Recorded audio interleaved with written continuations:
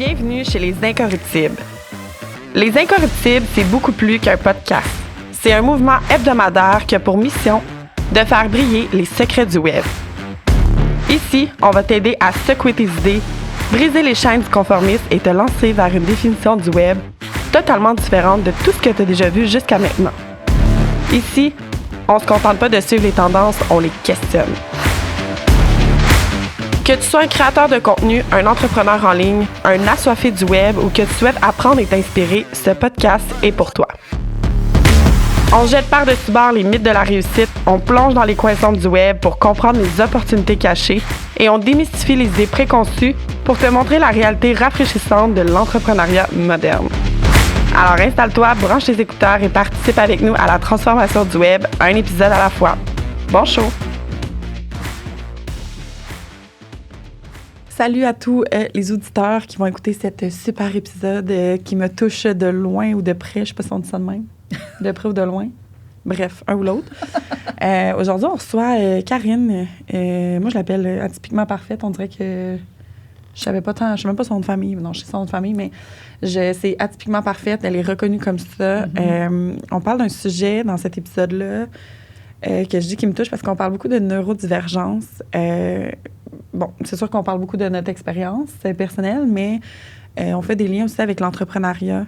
On parle beaucoup de normalisation, d'éducation aussi. On parle de l'entrepreneuriat, mais aussi des milieux de travail aussi. Exact, comment qui est important. Intégrer justement ces personnes-là, comment l'adaptation doit être faite. Les outils doivent être apportés. Notre rôle aussi en tant qu'humain de la société. Citoyen ou même comme parents. Merci. Comment justement, lorsque nos enfants sont amenés dans des situations où est-ce qu'ils notent une différence, de laisser justement cette ouverture-là et de ne pas être celui ou celle qui va couper ça, la curiosité qu'on a d'en savoir plus, puis de ne pas rendre ça anormal ou atypique, justement, de vraiment le rendre d'ouvrir. Puis on parlait beaucoup de communication à l'intérieur de cet épisode-là. Fait que je pense que c'est un épisode qui va être intéressant pour vous à écouter, mais surtout qui va peut-être apporter beaucoup de réflexion, qui va peut-être vous amener à prendre conscience un petit peu plus de cette neurodiversité-là dans le monde entrepreneurial. Si jamais vous vivez avec ça, je vous invite à en parler davantage pour qu'on puisse avoir plus de mentors, de modèles, de personnes inspirantes à travers cette réalité-là qu'on vit, qui est de plus en plus là, de faire un gros X sur les tabous, sur les mythes par rapport à ça. Fait que, ouais, j'en dirai pas plus. Je pense que ça va faire l'ensemble de l'épisode. Si jamais vous avez aimé l'épisode, je vous invite à le partager. Je vous invite à en parler, à nous dire, à nous écrire pour nous dire de quoi vous avez envie qu'on parle de plus en lien avec ça, peut-être. Moi, la neurodivergence, c'est un sujet que j'ai envie d'explorer encore plus. Donc, bon épisode! Fait que, allô les filles! Allô! Allô Karine! Salut. Ça va bien? Oui. Oui! T'as l'air toute gênée. Bien, un peu quand même. Je suis pas chez nous. Oui, c'est vrai que tu tournes... Toi, tes podcasts, c'est chez toi. T'es bien dans ton espace. Nous, ouais. Je suis contente de t'avoir aujourd'hui parce qu'on va parler peut-être d'un sujet que tu parles quand même beaucoup. Puis moi, qui me touche quand même un peu parce que je pense que dans le monde entrepreneurial actuel, dans l'ère, il y a beaucoup plus, ou on ose plus parler de neurodivergence. Et toi, tu vis direct dedans, dans le bain. Je suis pas mal à tous dedans. les jours. C'est dans ton quotidien, ça en fait partie. Puis tu en parles beaucoup, tu fais beaucoup de liens. Puis je trouve ça extraordinaire. Je pense que c'est encore, j'ose dire que c'est encore tabou, méconnu énormément. Il y a beaucoup de mythes autour de ça qui viennent trigger beaucoup. Moi, personnellement, j'ai un TDAH diagnostiqué, puis j'ose dire que j'ai, je pense qu'après plusieurs livres lus, recherche, je pense que j'ai envie de dire que je suis multipotentielle. Là, ça me touche beaucoup quand que je lis là-dessus. Je suis comme, mon Dieu, c'est tellement moi. Je pense pas qu'il y a de diagnostic quelconque à faire par rapport à ça, mais c'est je vais pas dire un concept, mais c'est quelque chose avec lequel je me reconnais beaucoup. Vous, personnellement, est-ce que vous avez des diagnostics quelconques? Moi, non. Non? Mais... Des enfants? Non. Ah, wow! Non, mais j'ai pas de diagnostic, mais probablement que je suis TDAH. Mais multipotentiel, ça, c'est clair. J'ai lu beaucoup là-dessus. Je me reconnais par rapport à ça. Je sais pas, d'un moment donné, je me suis dit, est-ce que je vais me chercher un diagnostic? Est-ce que ça va nécessairement changer quelque chose? je pense que je n'ai pas assez exploré le sujet pour savoir qu'est-ce que ça pourrait changer pour moi, mais peut-être que, tu sais, toi, Karine, qui est diagnostiquée, tu pourras expliquer comment ça l'a amélioré, peut-être, justement, ta vie ou ta façon de fonctionner. Mais voilà où j'en suis. Bien, moi, c'est intéressant. J'ai 2 choses à dire.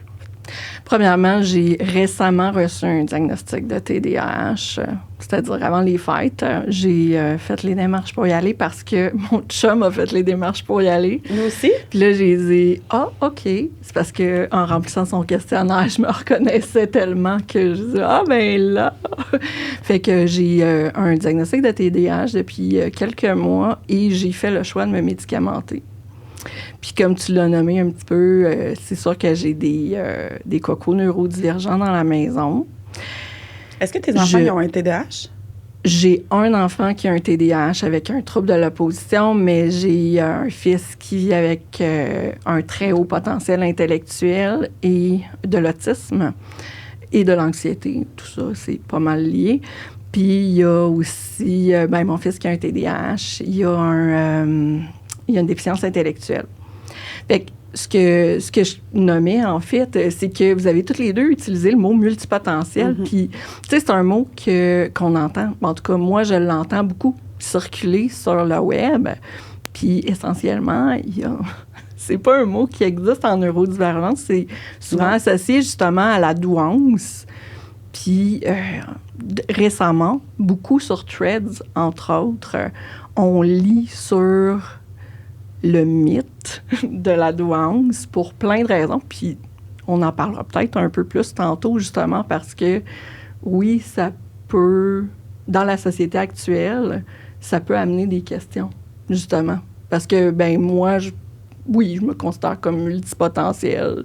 Je me considère comme peut-être douée. J'envisage peut-être aller chercher un diagnostic, justement, pour juste mettre les choses noires sur blanc. J'envisage peut-être même l'autisme pour moi-même parce que je me reconnais beaucoup dans certains comportements de mon fils. Mais il y a beaucoup de pathologies comme ça qui sont héréditaires, dont le TDAH, c'est beaucoup... Souvent, quand j'étais en travail social, j'ai travaillé dans un organisme communautaire pour des enfants, ados, adultes qui avaient un TDAH, puis... Souvent, les parents étaient comme « Ah, mon enfant, nan. » Puis je me disais, bon, lequel des 2 parents a un TDAH à chaque fois? Puis c'était comme une question qui revenait parce que c'est 100%. Puis, tu sais, ça m'amène à parler d'un mythe là, qu'il y a beaucoup puis qui me trigger un peu. Puis je sais que les gens le disent avec une belle intention derrière, mais de dire « Ah, on dirait qu'il n'y en avait pas avant, puis que là, ça pousse, puis que tout le monde a un TDAH. » Puis je me dis, mon Dieu, mais tant mieux, parce que moi, j'ai été dans cette génération-là où on n'avait pas les outils, puis on n'avait pas l'éducation de comprendre c'était quoi pour diagnostiquer des gens. Là, on l'a. Puis c'est pour ça qu'il y a plein de gens à l'âge adulte en ce moment qui sont diagnostiqués, parce que profitons-en, c'est handicapant là, à plusieurs niveaux là, d'avoir un TDAH. Oui, c'est une grande force, mais il y a plein de moments où tu vis pas comme quelqu'un de normal, là, je vais le dire comme ça. Mais fait que c'est un peu difficile. Puis ce mythe-là me tape ses nerfs. J'haïssais quand on dit ça. Là. Mais ouais.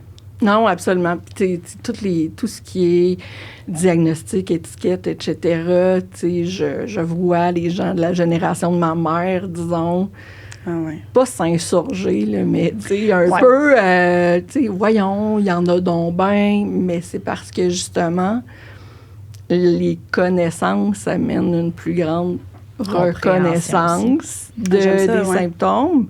Fait que ça aide aussi à, justement, apporter les outils. Puis c'est pour ça qu'on est allé faire évaluer notre fils au départ, notre plus vieux. C'est qu'une fois entré dans la grosse boîte qui est le système d'éducation, il ne fonctionnait pas comme les autres enfants.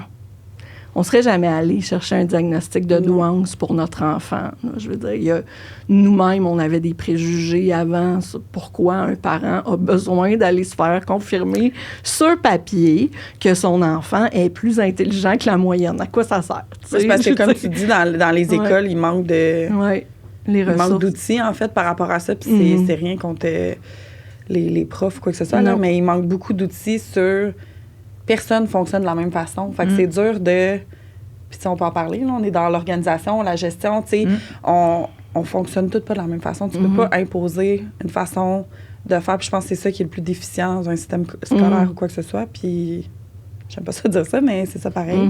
Puis ceux qui vivent avec une neurodivergence comme ça, puis les parents qui doivent contrôler ça un peu, c'est tellement difficile. Ben absolument. Tu sais, à la maison, on ne le percevait pas comme un problème. Sa différence était accueillie parce que, ultimement, tu sais, comme parent, c'est le fun que ton enfant il apprenne à lire tout seul. Tu sais, je veux dire, t'en as pas vraiment d'effort à faire comme parent. Mais là, il arrive à l'école, puis il sait lire. Mais après ça, qu'est-ce que le prof fait avec cet enfant-là? Tu sais? Donc, on est allé chercher un diagnostic. Ben, en fait, on n'appelle pas ça un diagnostic en douance. Là, on appelle plus ça une évaluation. Mais on est allé consulter pour voir c'était quoi qui faisait en sorte qu'il était démotivé. Il était en 2e année, puis il avait le goût de lâcher l'école. C'est comme... Tu sais, on est allé voir, là, creuser, explorer. Bon, OK, qu'est-ce qui fait... Ouais, en 2e année? Oui. Qu'est-ce qui fait que cet enfant-là, qui aime autant apprendre, qui est aussi curieux de la vie, n'ait pas de motivation à rester à l'école, tu sais. Fait qu'il y a tout l'aspect social qui était difficile parce que quand tu sais lire puis que tous les autres savent pas lire, ben c'est difficile de te faire des liens, là. Quand toi, ton passe-temps, c'est lire l'encyclopédie. Non, ben c'est ça, 7-8 ans, je veux dire, il lisait déjà des encyclopédies, les maths, c'était sa passion, fait que, tu sais, nécessairement, il performait à l'école, c'est sûr, c'était facile. C'est pour lui, oui. C'est ça. Mais, tu sais, les autres enfants, ils le regardaient, puis... C'est pas eux, c'est pas les mêmes intérêts, mettons. Non, c'est ça, tu sais, fait qu'il a appris que, tu sais, il fallait peut-être pas qu'il en parle, puis il se mettait des limites. Mais à partir du moment où tu limites, tu bloques certaines parts de toi, ben ça explose. Au point de vue émotionnel, c'était terrible là, pour lui. Ah mon Dieu, c'est sûr. Ça me fait penser... tu sais, moi, c'est longtemps que j'allais au primaire. C'était un peu la même chose, mais tu sais, en plus, c'était méconnu. On sait pas c'est quoi le TDAH. Personne sait c'est quoi, en fait. Puis t'es dans une situation où tu te reconnais pas vraiment avec les autres, t'es dérangeante, tu comprends pas trop ce qu'elle dit, t'es zéro intéressé par rapport au contenu de ta prof. Fait qu'il y a plein d'éléments comme ça où tu te sens un peu extraterrestre à travers ta classe. Tu passes tout le temps un petit peu sur la fesse chaque année. Fait que tu te sens pas bonne, tu te sens dévalorisée, puis là, t'as aucune ressource, tu sais pas qu'est-ce que t'as. Fait que tu disais tantôt, des fois, un diagnostic, qu'est-ce que ça fait? Mais moi, ça a été apaisant parce que j'ai fait, OK... je suis normale, en fait. Il y a quelque chose qui explique ça. Parce que pendant des années, ça a été dur là, de te sentir dévalorisée. Puis, tu sais, je pense que ça a encore un impact aujourd'hui. Mais, tu sais, je suis contente de voir qu'on est un petit peu mieux outillés aujourd'hui, mais je pense qu'il y a beaucoup de travail à faire encore. Absolument. Puis, tu sais, ce que tu dis, c'est intéressant parce que en même temps, on n'est pas exactement de la même génération. Hein? Puis, je sais que des filles TDAH, c'était plus long de voir des filles TDAH diagnostiquées. Oui. Puis c'est encore la même chose dans certains champs comme l'autisme, par exemple. C'est beaucoup plus long d'avoir des diagnostics comme ça quand on est femme parce que souvent, on camoufle plus nos symptômes. C'est ça, on a on s'adapte plus. Puis comme on est tout le temps en adaptation, après ça, quand ça vient le temps d'avoir un diagnostic, on a des conditionnements qui sont plus gros. Fait que c'est plus difficile à évaluer. Donc, tu sais, c'est certain que d'être né dans une génération plus récente, dans ton cas, c'est un gros avantage parce que c'était déjà plus connu, plus parlé. Tu sais, je pense que c'est important, là, puis on l'a pas fait au début, là, mais tu sais, le mot de neurodivergence, dans le fond, ce que c'est, grosso modo, c'est toutes les façons différentes que le cerveau fonctionne. Tu sais, quand on parle d'une personne qui est neurotypique, c'est une personne on met ça dans une boîte, là, on fait une moyenne de tous les fonctionnements de cerveau, puis on dit, OK, ça, c'est la moyenne, on va considérer que c'est neurotypique, puis tout ce qui sort de ça, c'est neurodivergent. Fait que quand on parle de neurodivergence, il y en existe vraiment plusieurs. Là. On a nommé l'autisme pour mon fils, puis le très haut potentiel intellectuel. C'est 2 neurodivergences différentes dans la même personne. Fait qu'on dit qu'il est doublement exceptionnel. Ça, c'est une traduction littérale de l'anglais. Là. Ça ne veut pas dire qu'il est meilleur qu'un autre, ça veut dire qu'il fait 2 fois exception à la moyenne. Ouais. Ensuite, la déficience intellectuelle, le TDAH, c'est d'autres neurodivergences qui pourraient habiter, encore une fois, la même personne ou des personnes différentes, mais tu ne peux pas être THPI puis avoir une déficience intellectuelle en même temps parce que c'est sur le même continuum linéaire qui est le quotient intellectuel. Puis après ça, tu as des problèmes 10 comme dyscalculie, dysorthographie, dysphasie, etc., qui sont aussi des connexions différentes dans le cerveau. Est-ce qu'on rentre toutes les comorbidités là-dedans? Ben oui, en fait, comorbidité, si on a à définir ça, c'est justement... mon fils, il a une déficience intellectuelle, disons, puis il a un TDAH. Fait qu'on va dire que c'est une comorbidité. Il y a 2 exceptionnalités dans son cas, mais comme c'est négatif, on parle plus de comorbidité, même si c'est vraiment un des pires mots du dictionnaire, à mon sens. Là, on peut parler, de TDAH avec anxiété, avec impulsivité. Oui, c'est ça. Il y en a beaucoup. Exactement. Fait que là, mon fils, disons, qui a un THPI, il est dans une classe qui est assez homogène, dans le sens où on a réussi à le sortir du système régulier, puis à le faire entrer dans un groupe où ce sont tous des enfants qui ont une douance. Donc, il y a on va pas dire qu'ils sont neurodivergents dans ce cas-là, parce qu'ils sont en fait, ils sont neurodivergents, mais ils ne vivent pas de neurodiversité dans le cadre du groupe. C'est vrai. Parce que la neurodiversité, dans le fond, c'est que tu as plusieurs personnes qui ont des neurodivergences mélangées ensemble. On parle plus d'inclusion dans ce cas-là. Fait que mon fils, qui a une déficience intellectuelle, lui, il vit l'inclusion. Donc, il est dans un groupe avec des enfants neurotypiques, même s'il a une déficience intellectuelle. Parce que le système dans lequel il est mise, en fait, sur l'inclusion puis le mélange de, justement, différentes neurodivergences dans un même milieu. Ce qui est positif parce que tout le monde est mélangé, tout le monde est en contact. Ce qui faisait défaut dans mon temps, parce que les personnes qui étaient neurodivergentes, les personnes qui avaient des déficiences intellectuelles et tout ça, étaient retirées. Donc, personnellement, je ne croyais pas que j'étais capable de faire face à une déficience intellectuelle, par exemple. Parce que toute ma vie, j'ai cadré dans le système. Je me disais, ouais, mais moi, avoir un enfant autiste, moi, avoir un enfant avec une déficience intellectuelle, je vais mourir. Puis là, ben non, je suis pas morte. Bonne nouvelle. Mais là, ce que tu dis, c'est que ton enfant, dans le fond, il y a toutes sortes d'enfants. Puis je trouve que ça fait beaucoup plus de sens à cette heure que tu le dis, pour vrai, parce que c'est vrai que il y a les classes TSA, il y a les classes I, il y a les... Puis ça fait pas de sens, parce que dans le milieu de travail, tu vas faire quoi? À un moment donné, tu vas travailler, tu vas te développer. Quand tu pars des entreprises, parce qu'il y en a de la neurodivergence en affaires, puis sur le web, puis etc. Puis je trouve qu'on n'en parle tellement pas assez, mais on en voit un petit peu plus immergé. Oui, je trouve que ça fait plus de sens. Bien, pour pouvoir accepter un diagnostic, moi, en tout cas, dans mon processus d'acceptation, il a fallu que je travaille sur ma définition de moi-même. Pour pouvoir accepter la différence de mes enfants, il a fallu que je redéfinisse ce par quoi je m'identifiais. Parce que j'ai toujours été une personne qui avait de la facilité à l'école, de la facilité à avoir des résultats scolaires élevés.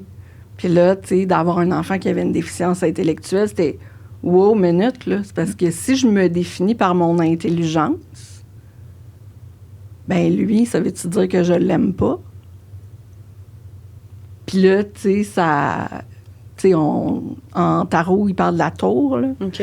Il y a eu un écroulement, là, qui s'est passé, là, pour reconstruire quelque chose de nouveau. Mais j'imagine que c'est des deuils aussi à faire par rapport à ça. Oui, clairement. absolument.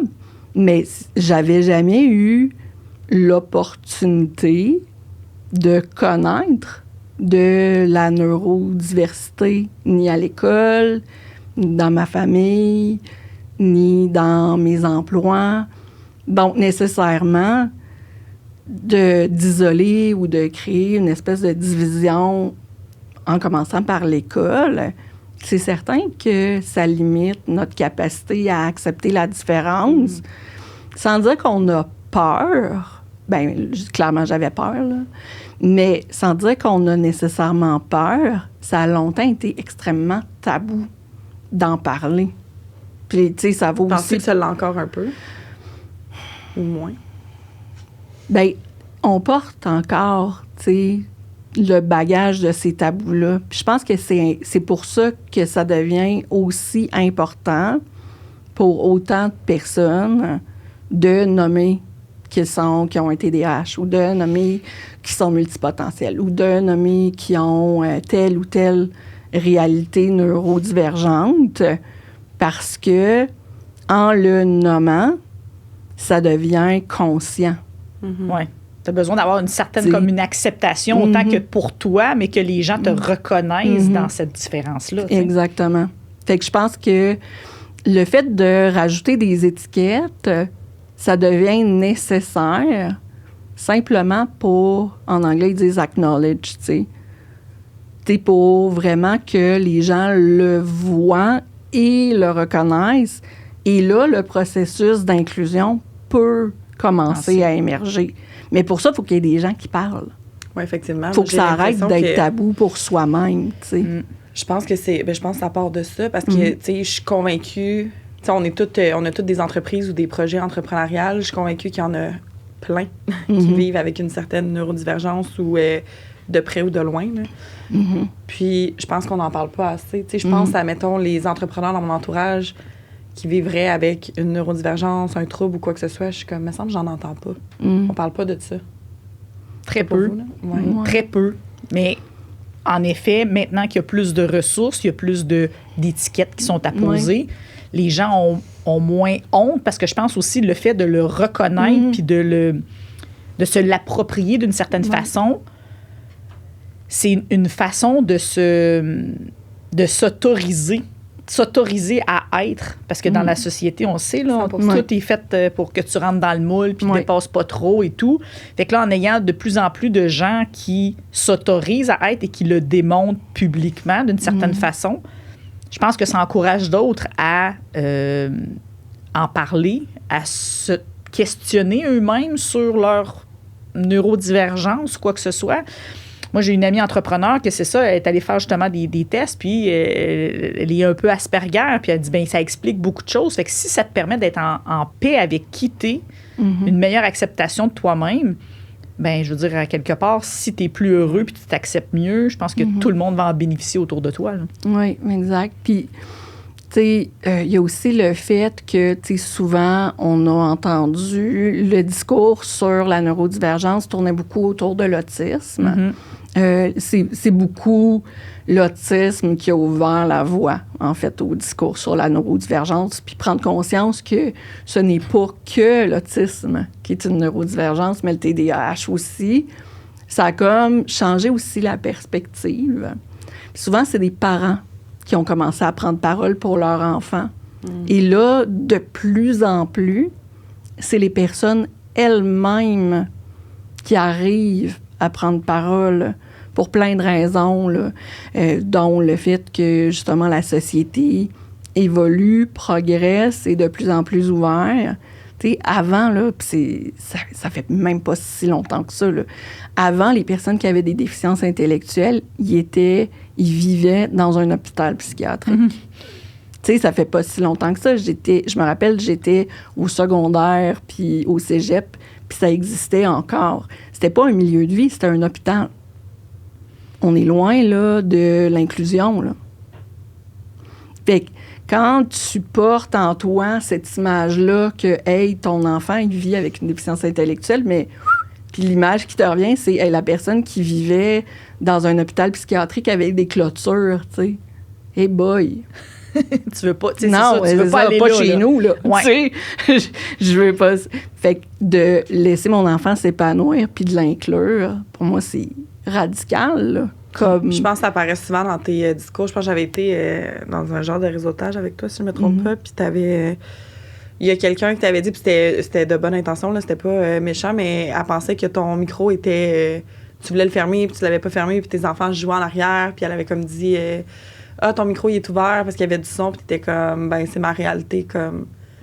C'est ça, tu sais. Puis ça, moi, pour vrai, j'avais fait comme... Oh, wow! Je trouve ça cool qu'elle nomme, parce que je trouve qu'on n'est pas... Puis je l'ai déjà conté à Karine, mais... Tu sais, j'avais déjà travaillé dans un resto, puis il y avait un enfant... ben, c'était un adulte, en fait, là, mais un adulte autiste qui était là au resto avec sa famille, puis tu sais, il criait, puis tout le monde était comme à côté, what the hell, tu sais, il crie, puis il y a quelqu'un qui m'avait dit, parce que je suis quand même dérangée par les bruits, normalement, t'es comme, on réagit donc même pas, puis j'étais comme, mais c'est normal ce qui se passe, hein. C'est nous, en ce moment, qui est pas normal de comprendre qu'il est comme perturbé dans son environnement, puis en tout cas, bref. Je trouvais ça difficile à voir. J'étais comme, on est tellement pas éduqués, puis on est tellement... Et voilà, c'est le manque d'éducation, parce que c'était tout le temps comme caché, comme on disait, là, tu sais, c'est comme il y en a un dans la famille, on le met à l'hôpital, puis on n'en parle pas, là, tu sais. Il faut garder, là, les apparences et tout, mais clairement, l'éducation, de comprendre qu'il y a des comportements, oui, ce n'est pas la norme, mais de comprendre que cette personne-là vit une réalité et qu'est-ce que ça implique, là? Ben oui, exactement. Puis, tu sais, veux pas, les mots, tu sais, comme TDAH, autiste, retard, c'est de moins en moins populaire.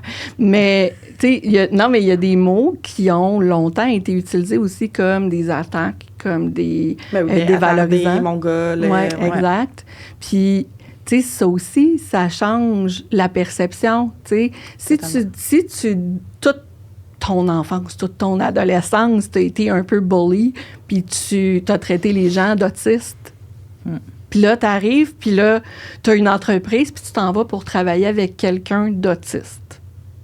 Comment tu l'accueilles, cette personne-là, tu sais? Clairement, ton éducation. Aussi, il y a ton éducation, mais il y a le fait que tu as changé. Mais en même temps, pour certaines personnes, c'est difficile de l'accueillir, même s'ils sont prêts à le faire.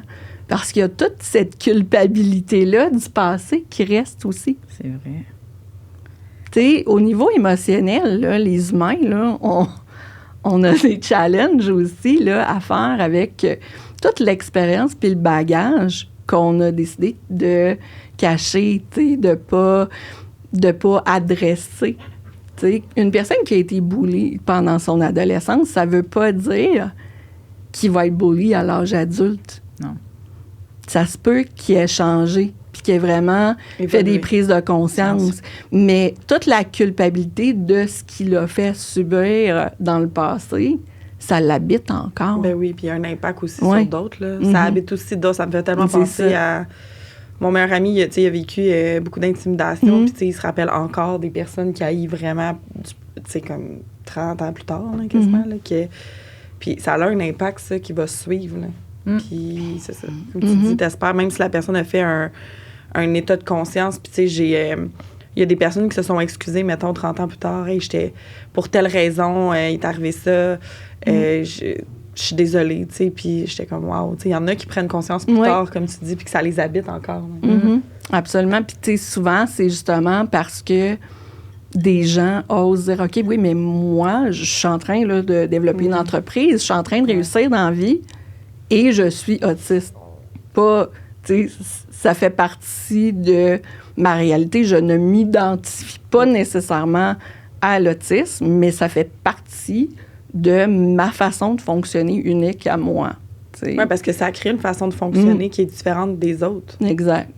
Puis, tu sais, l'acceptation passe par la personne qui vit avec, puis elle peut avoir des répercussions autour, puis c'est comme ça aussi que ça se passe, tu sais. Mon fils qui est autiste, qui vit avec l'autisme, il était à une activité, tu sais, récemment. Puis récemment, au moment d'enregistrer l'épisode. OK, ça n'apparaîtra pas dans 6 mois. Mais, fait que mon fils était dans une activité où il y avait pas, c'était hétérogène. Là. Il n'y avait pas de, tu sais, ah oui, t'es autiste, tu vas avec ce groupe-là. Tout le monde était mélangé. Puis, c'est sûr que sa façon d'agir avec les autres, d'interagir avec les autres, elle est différente. Fait qu'il y a un jeune de genre 11 ans qui vient le voir puis il dit « Mais toi, t'es-tu autiste? » Parce que, tu sais, il trouvait que mon fils agissait d'une drôle de façon. Puis là, mon fils, il a répondu oui, parce que pour lui, tu sais, ça fait partie, as-tu les cheveux bruns? Oui. OK. Mais es-tu autiste? Oui. Il n'y a pas de gêne par rapport à ça. Mais l'autre, il a trouvé ça drôle. Parce que là, il venait de traiter mon fils d'autiste, qui est un mot avec une connotation négative. Et mon fils avait dit oui. Fait que là, c'était drôle. Fait qu'il est allé voir ses amis, puis ils ont ri de la situation. Mais cet enfant-là, ou ce jeune-là de 11 ans, il ne le sait pas. C'est quoi l'autisme? Il le voit clairement d'une façon négative. Mais oui, clairement. Ouais, mais c'est ça. Dès que tu as un comportement différent, c'est comme tu le tag. Mais oui, c'est ça. Tu as de la difficulté à créer des liens. Ça fait 3 jours qu'on est ensemble, puis tu t'es pas fait encore d'amis. Et tu es autiste, tu sais. Mais c'est ça. Donc, mon fils, il a trouvé ça difficile, pas de se faire demander s'il était autiste. Pour lui, c'est correct. T'sais. C'était de voir que c'était de l'humour, puis qu'il n'avait pas compris la blague. Fait que la situation était difficile pour lui, pas du fait de se faire demander c'était quoi sa différence, qu'est-ce qu'il identifiait ou comment qu'il était. C'était de voir que le contact n'était pas sincère ou dans les deux directions. Il n'y avait pas de réciprocité, là. Mais ça, c'est une belle perception. Une limite, je dirais, liée au trouble, justement, c'est un bel exemple que tu nommes. Je pense qu'il y en a beaucoup dans le monde adulte aussi, quand on vit avec un trouble, puis toi, t'es direct dedans, là, mais j'ai envie de ramener un peu au monde entrepreneurial où je suis convaincue qu'il y a des limites comme ça, que les gens se mettent automatiquement. Tu sais, tu parlais tantôt de ton amie, elle a comme appris ça, puis elle s'est dit, ça explique beaucoup de choses. Puis, tu sais, il y en a beaucoup qui vont l'utiliser comme une force. Je pense qu'il y a un deuil à faire. Il y a de l'acceptation aussi, comme tu dis. Puis, tu sais, moi, mettons, je me suis toujours dit, j'ai toujours été émotionnelle, très émotionnelle dans la vie. Puis, je me suis souvent fait juger par rapport à ça. Puis, je me suis souvent fait blâmer, réprimander, peu importe. Ça a été un struggle dans ma vie, là, parce que je suis trop émotive, je suis trop si. Fait que déjà, de nommer mes émotions, c'était difficile. D'avoir une discussion avec quelqu'un, c'était difficile. Fait que je me taisais plus qu'autrement. Puis ça, tu vois, il y a un moment donné où je me suis promis, si ça ne plaît pas à quelqu'un, no matter what, je m'en fous, là. T'sais, moi, je suis émotive. Mais c'est ça, l'hypersensibilité, tu sais, c'est tellement quelque chose que les gens sont pas habitués, parce que quelqu'un qui va, tu sais, wear emotion on your sleeve, qui vont vraiment être transparents avec leurs émotions, les gens sont pas habitués de dealer avec ça. Fait qu'ils sont complètement désemparés, mais pourtant, être sensible, c'est tellement une grande force, parce qu'on a... Là, c'est sûr qu'on rentre dans le côté plus peut-être énergétique, mais d'être capable de capter un peu l'énergie, autant dans notre travail que dans nos relations, c'est tellement une force. Tu sais, je veux dire, on le sait qu'on est les deux aussi très proches de nos émotions, on en parle, mais je pense que c'est ça, les gens sont pas habitués à ça, puis l'hypersensibilité, les gens pensent plus que c'est une faiblesse de dire, là, t'es pas capable de gérer tes émotions ou tu te laisses atteindre par des choses, mais non, au contraire, parce que j'ai tellement une grande conscience que ça me touche. Oui, exactement, puis tu sais, il y a des choses aussi, puis tu nommes que tu as un TDAH, tu sais. Le TDAH va aussi nécessairement te demander de t'adapter continuellement. Fait que c'est certain qu'à un moment donné, à la fin de la journée, tu sais, tes émotions vont être plus intenses. Parce que ton corps, il a pris plein d'énergie pendant la journée pour t'adapter. Puis c'est la même chose, tu sais, pour les personnes autistes, pour les personnes, tu sais, on va dire qui ont des hypersensibilités, mais des fois, c'est pas exactement ça. C'est que les stimuli, le fait de chercher à entrer en relation avec l'autre, sans être trop dérangeant, mais à ce moment-là, ça demande une énergie physique là, au corps là, qui est plus grande.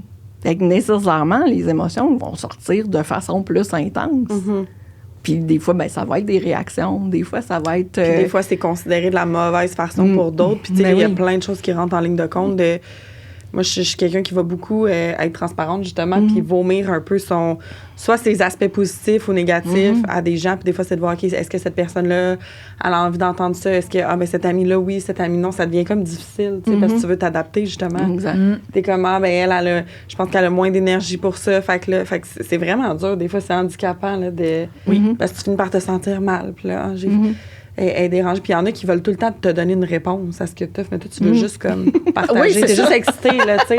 Ouais. T'es comme, tu peux juste pas m'écouter au pire, je vais être contente, là, tu sais. Ouais. Mais c'est ça, c'est dur. Puis je pense que, tu sais, je veux pas dire parce que j'ai un TDAH, tout le monde devrait comprendre puis comme s'adapter à moi, mais nous, de notre côté, on le fait. Voilà. Exact. 100%, on le fait pour les autres. Tu vas toujours t'adapter. Puis il y en a qui m'ont souvent nommé. Des fois, je me sens mal parce que, mettons, je sais pas, j'ai pas l'énergie, moi, de t'écouter, mais toi, tu m'écoutes tout le temps. Ouais. Parce que moi, mettons, je vais m'adapter, mais c'est correct. Je vais m'adapter. Mais c'est dur des fois, tu sais, parce que t'as l'impression souvent, c'est ça, de plus offrir ou t'adapter que d'un autre côté. Là. Mais oui, la suradaptation, c'est ça qui gruge ton énergie. Tu sais, moi, je le sais, puis je le vois, puis je le réalise beaucoup plus maintenant. C'est dans mes expériences de vie, souvent dans les jobs. C'est comme un année, t'arrivais comme, ben voyons, mais c'est ça, c'était de la suradaptation. Puis un moment donné, voilà, ton capital énergétique, émotionnel, là, il était vidé en fin de journée.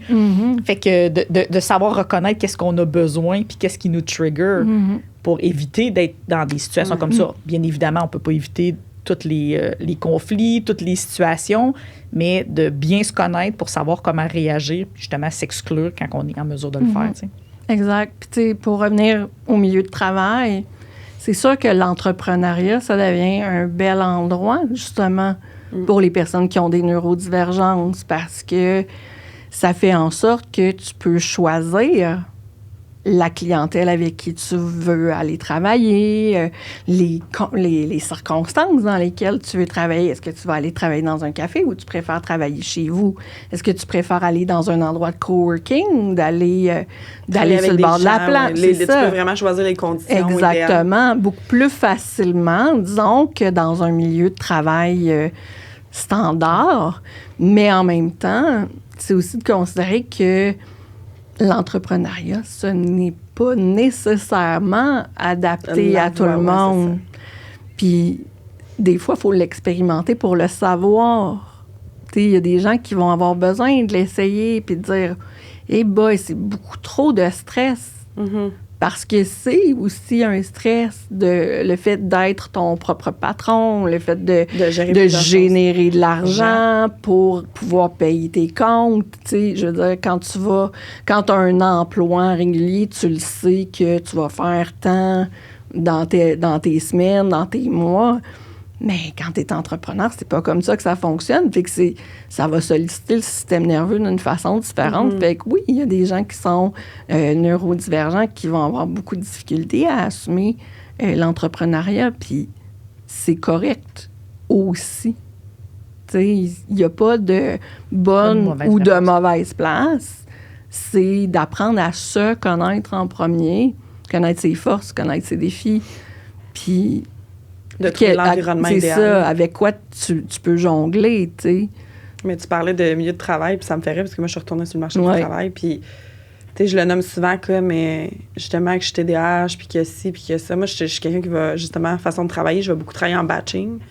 Fait que la microgestion, j'haïs ça, tu sais. Puis, à ma job, justement, je gère beaucoup, je coordonne beaucoup de choses. Fait que c'est des demandes que je reçois constamment, que je dois gérer, mais je vais prendre des bons moments pour gérer mes priorités. Puis pour les gens, des fois, c'est difficile de comprendre ça autour. Puis, tu sais, ça me fait penser à plein d'affaires, mais mettons, tu sais, je suis dans mon bureau, j'ai souvent mes écouteurs parce que je vais être dans ma bulle, puis c'est important. Puis si je me fais micro-déranger à toutes les 2 secondes, ça va venir m'irriter après un certain temps. Fait que c'est toutes des situations comme ça que je me dis, mon Dieu, si le monde était plus éduqué envers la neurodivergence, ce serait tellement mieux. Ce serait tellement moins irritant pour d'autres. Parce qu'on part vraiment de la base que tout le monde est normal. Ouais. Oui. Puis ça devrait pas, je pense. Non, exactement. Puis, tu sais, d'où l'inclusion, d'où la communication, d'où la représentativité un peu partout. Mais on s'entend que c'est encore mal importante. vu, là, de dire... mais moi, je dis, mettons, je suis TDAH. OK. Ouais, les gens pensent souvent que ça devient comme une étiquette facile de dire, ben, tu sais, moi, je suis TDAH, comment vouloir dire, c'est comme ma porte de sortie. Ma porte de sortie, mais tu sais, moi, je suis pas capable parce que je suis TDAH. Mais non, oui, probablement, comme dans toutes circonstances, il y en a qui vont utiliser ça comme porte de sortie. Ben c'est ça, comme n'importe quoi, tu te dis, il y en a qui abusent de chaque chose, mais reste que quand tu le nommes, c'est un fait. Là. Tout à fait. Je te le nomme parce que c'est un fait, puis j'aimerais que tu le prennes en considération. Ça, c'est un autre mythe. La bouteille est tombée. Ça, c'est un autre mythe que je me suis souvent fait nommer. Tu sais, j'haïs ça quand le monde se victimise. Moi, j'en ai un, puis j'en parle pas à tout le monde, mais au contraire, parle-en donc. Tu sais. Moi, ça me dérange. Mais je pense que les milieux de travail vont devoir éduquer les employés à c'est quoi les neurodivergences, c'est quoi un TDAH, puis comment aider tes collègues de travail, comment ton comportement peut faire en sorte qu'il va plus s'épanouir, il va être en mesure de mieux collaborer. Je pense que c'est ça. Tout revient à l'éducation. Je pense comme dans toute chose, c'est l'éducation. Mais comment, mettons, autre que ça, parce que vous êtes un peu là-dedans, tu connais un peu ça, puis tu t'es informé, vous pensez que ces perceptions-là pourraient être améliorées dans des milieux de travail ou comme entrepreneur? Bien, j'ai rencontré dans une autre vie d'Atypiquement Parfaite. Je faisais des entrevues. Non, mais au début d'Atypiquement Parfaite, c'était un blog qui parlait justement de cette neurodivergence-là dans notre maison. Mais j'ai aussi eu l'occasion de faire des entrevues avec différentes personnes. Puis il y a une personne que j'ai rencontrée qui était consultante en RH, en fait. OK. Puis ce qu'elle faisait, c'était qu'elle allait comme consultante dans certaines entreprises pour faciliter l'inclusion ou l'intégration d'employés qui vivaient avec des neurodivergences, comme l'autisme ou la douance, par exemple, puis s'assurer que les conditions soient mises en place dans le milieu de travail pour que ces personnes-là puissent être productives à leur plein potentiel. Mais oui, mais ça existe, là. Tu sais, ça, on parle de 2019 à peu près. Fait que j'imagine que c'est quand même comme toute chose. Là, c'est quand même nouveau. Fait qu'il y a du travail à faire. Mais oui, mais si ce genre de personnes-là existait en 2019, on est rendu en 2024, j'ose espérer que c'est un genre de profession qui prend de l'expansion, tu sais. Puis la sensibilisation, justement, commence tranquillement à faire son petit bout de chemin. Personnellement, tu sais, c'est sûr que sur les réseaux sociaux, étant donné que j'en parle ouvertement, cette diversité-là dans ma maison, ça appelle les gens qui ont des neurodivergences à venir me parler, tu sais. Et j'en vois beaucoup des personnes qui vivent avec des TDAH, puis qui sont entrepreneurs ou qui sont en entreprise ou qui sont hypersensibles ou qui viennent m'en parler. Puis, tu sais, souvent, c'est, oui, un manque de compréhension, un manque d'ouverture, mais aussi un manque d'acceptation de leur côté. T'sais. Il y a encore beaucoup de travail sur les conditionnements. Là, c'est un mot que j'utilise souvent, mais les conditionnements de la société, ça ne date pas que d'aujourd'hui. Là, ça fait longtemps que ça existe. Pourquoi ça fait autant peur, disons, la déficience intellectuelle dans un milieu de travail? Je pense qu'il y a beaucoup de perceptions liées aux capacités. Il y a peu de capacités, il n'y a pas de capacité. Comme c'est moins, mais ça part d'où? Oui, mais c'est ça. Mais tu sais, l'école, on a parlé un peu tantôt, mais tu sais, l'école, là, est construite sur un modèle où les connaissances... Voilà. Tu sais, c'est sûr que quelqu'un qui a une douance... Tu sais, voyons, il se plaint d'être doué. Tu sais, c'est un peu ridiculisé. Mais c'est parce que c'est pas juste ça, le problème. Puis les enjeux. Tu sais, il réussit super bien au niveau académique, mais au niveau social, il n'est pas capable de s'adapter. C'est un problème quand même. C'est un problème, c'est un enjeu. Puis cet enfant-là a besoin, tu sais, d'avoir du support et du soutien, comme mon fils qui vit avec une déficience intellectuelle. Mais c'est parce qu'on évalue, tu sais, on classe les gens dans la société. Souvent, il va avoir du leadership parce qu'il a des bonnes notes à l'école. Il est un bon leader parce qu'il est capable de rédiger sans faute, tu sais. Ouais. Mais c'est vrai, on associe beaucoup le quotient intellectuel à la réussite parce que tout notre parcours académique a été établi sur le fait que succès égale bonne note égale succès. Oui, c'est ça, que tu as des diplômes, que tu es meilleur et tout ça. C'est la même chose dans les milieux de travail. Je pense, moi, ce que ça me fait penser, c'est que cette personne-là va être productif, mais on pense toujours le côté capitaliste. Est-ce que je vais avoir des employés qui vont s'épanouir, qui vont être en mesure d'amener l'entreprise où il faut par sa façon de fonctionner ou selon les dictats de voici tes metrics pour y arriver. Mais si cette personne-là a besoin d'une façon différente de travailler, mais qu'elle arrive au même résultat, qu'est-ce que ça change? Tu sais, c'est comme ça revient toujours au 2 plus 2 vaut 4, 3 plus 1, on arrive au même résultat. C'est la méthode, la façon que cette personne-là a de travailler. Mais encore là, il faut déconstruire parce que le système scolaire est fait vraiment pour amener des gens à travailler à l'usine. Tu sais, suivre des règles et tout ça. Là, tranquillement, les gens sont de plus en plus éduqués sur les façons différentes de travailler pour arriver au même résultat. Mais il y a encore beaucoup de travail à faire. Puis c'est avec, je pense, mais avoir de plus en plus de gens neurodivergents dans des équipes de travail qui va faire en sorte que l'espèce d'écosystème va être modifié au fil du temps. Oui, exactement. Puis, tu sais, pourquoi, par exemple, tu sais, tantôt, tu parlais d'estime de soi, puis tes résultats, puis tout ça. Tu sais, j'ai parlé avec beaucoup de gens qui disent « Ah oui, mais moi, je suis pas intelligente parce que les maths, j'avais 60%. » Mais moi, je l'ai souvent cru que j'étais pas assez brillante. C'est pas ça, tu sais. Selon la ligne qui était tracée dans le domaine de l'éducation, puis, tu sais, je le dis avec plein de bienveillance, là, parce que j'en ai fait partie de ce système-là, tu sais. Mais, tu sais, selon la ligne, tu ne cotais pas, tu n'avais pas atteint le niveau de connaissance qui était reconnu comme étant le standard. Mais au final, tu sais, puis là, j'ai une belle citation d'Albert Einstein. Mais j'ai envie de dire aussi là-dessus que les méthodes utilisées pour étudier, pour apprendre, pour moi, de développer les connaissances n'étaient pas adéquates non plus. Ben non, universelles. Clairement. Puis, tu sais, c'est ça, Albert Einstein, il disait, tu sais, si tu évalues un poisson à sa capacité à monter un arbre, il va penser toute sa vie qu'il est un échec, là. Parce que l'intelligence, c'est au-delà des connaissances. L'intelligence émotionnelle, autant il y en a qui vont être hyper forts dans le côté académique, mais aucune capacité relationnelle et tout ça. Fait que, tu sais, à quelque part, qui fait un meilleur citoyen, qui fait un meilleur humain? Non, mais c'est ça, exactement. Celui qui connaît le premier président? Mais non, mais c'est vrai, c'est... Exact. Mais c'est ça, tu sais, fait que le système d'éducation, de la façon dont il est construit maintenant, puis là, tu sais, j'entends des gens dire « Oui, mais tu veux-tu vraiment d'un médecin qui va avoir eu 60 en maths? » Tu sais, mais... Oh mon Dieu, mon prof de français secondaire 2 me dirait dit ça. Mais là, j'ai passé. Mais ça reste que... Est-ce que tu es le profil de la personne qui va devenir chirurgienne cardiaque? Je pense qu'il y a dans partout, il faut y aller avec. Exactement. Mais le système d'éducation, de la façon dont il est encore construit, puis ça dépend pas juste des profs, là.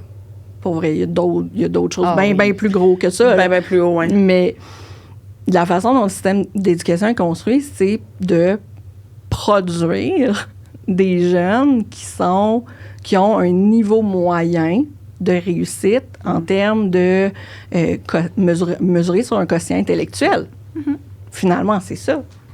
Donc, c'est pas de voir s'ils vont bien s'accomplir dans le monde qui est en train de se placer.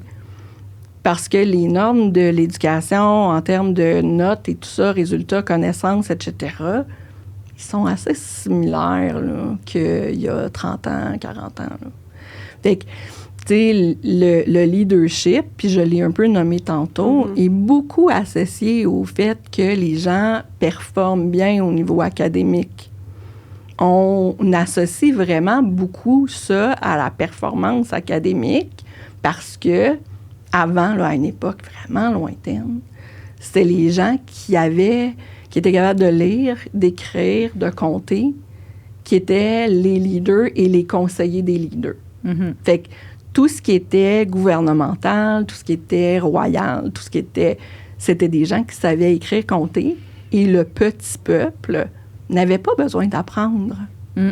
Mais c'est là où est-ce que je trouve que c'est un peu comme à la limite, pas dangereux, mais tu sais, leadership, on parle au niveau de connaissances académiques. Oui, exact. Mais si on regarde dans les entreprises, ceux qui vont avoir le côté intelligence émotionnelle vont être de loin des meilleurs leaders. Oui. Totalement. Mais c'est ça qui est un peu ironique, c'est que des fois, les gens vont dire « Ah, mais lui, il a un MBA. Ben oui. » Oui, mais... Puis c'est drôle, je pense que j'ai pogné ça sur les réseaux sociaux l'autre jour, qui disait ça que éventuellement, le MBA, pas qu'il va être amené à plus rien valoir, mais l'expérience terrain puis l'adaptabilité va tellement faire la différence. Une plus grande richesse, parce qu'en effet, tu sais, leader, pour moi, ça amène le côté intelligence émotionnelle. Puis tu as le dirigeant qui, le dirigeant, lui, va être capable de rencontrer les metrics, va vraiment être le candidat idéal. Avec la tête, le cerveau derrière. Mais ça, on le voit beaucoup dans les milieux de travail toxiques. On en parle de plus en plus. Je serais vraiment curieuse d'avoir des statistiques là-dessus, là, il y a une différence entre les investisseurs, les dirigeants, les gestionnaires, puis le leadership est très manquant à plusieurs niveaux. Là.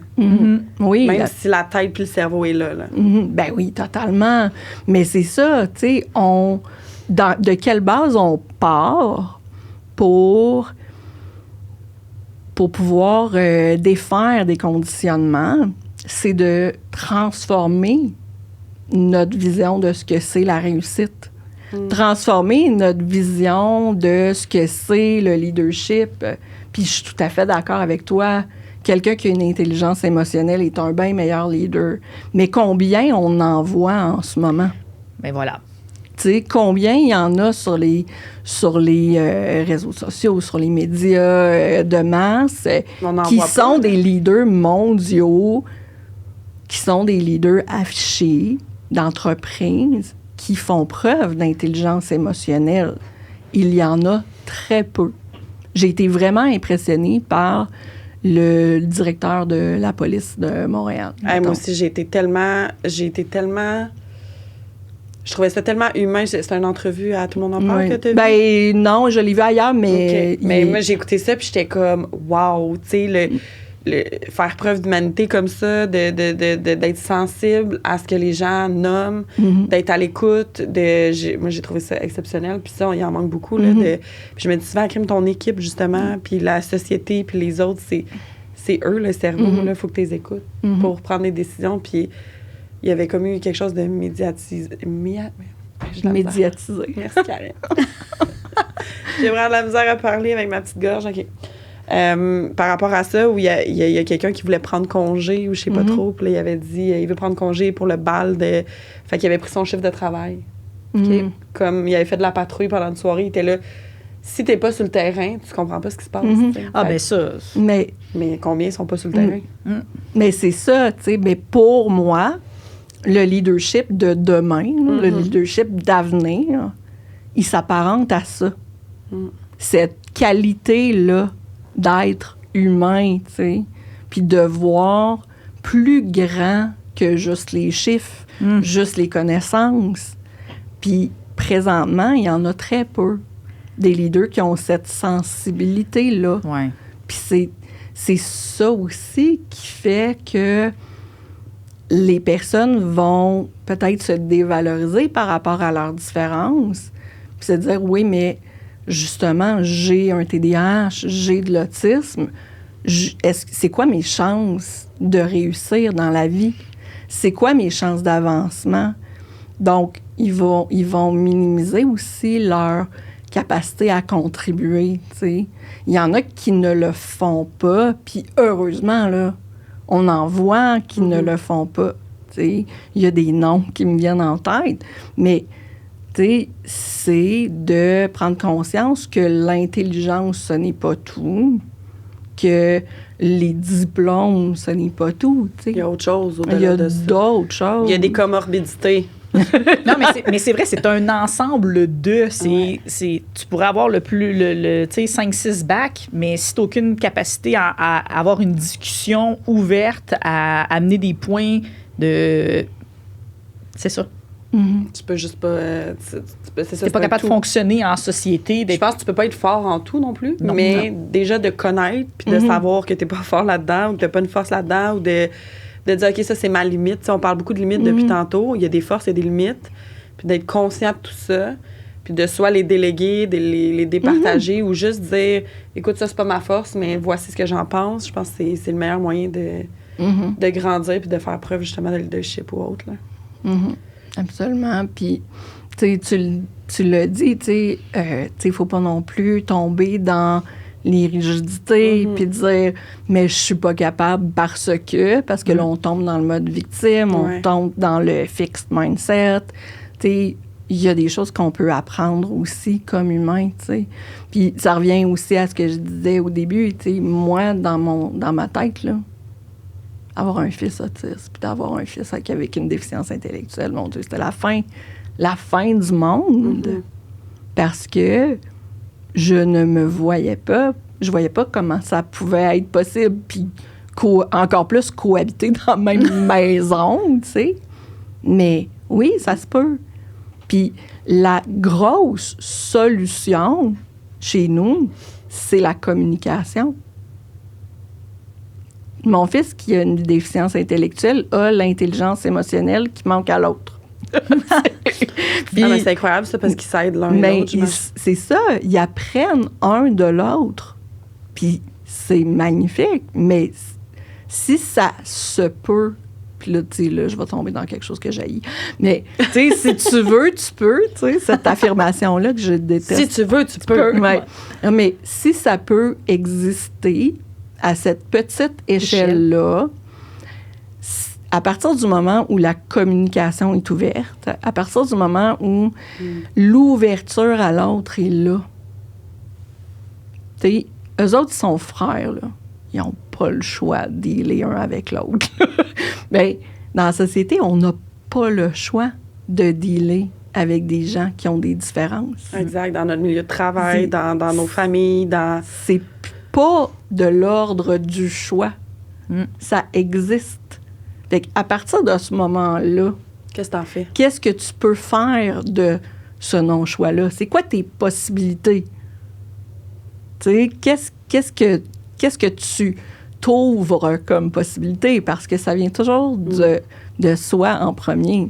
Mais ça me fait penser, oui, ça vient de soi, mais je me dis, tu sais, mettons la personne qui vit avec cette neurodivergence-là, justement, parle-en, tu sais, sans te victimiser idéalement. Mais tu sais, le but, c'est pas de dire « Ah, j'ai un TDAH, je peux pas faire ça », c'est juste de dire... Tu sais, moi, ça m'est arrivé dernièrement où j'ai dit « Écoute, je suis quand même TDAH dans la vie, fait que quand on me donne...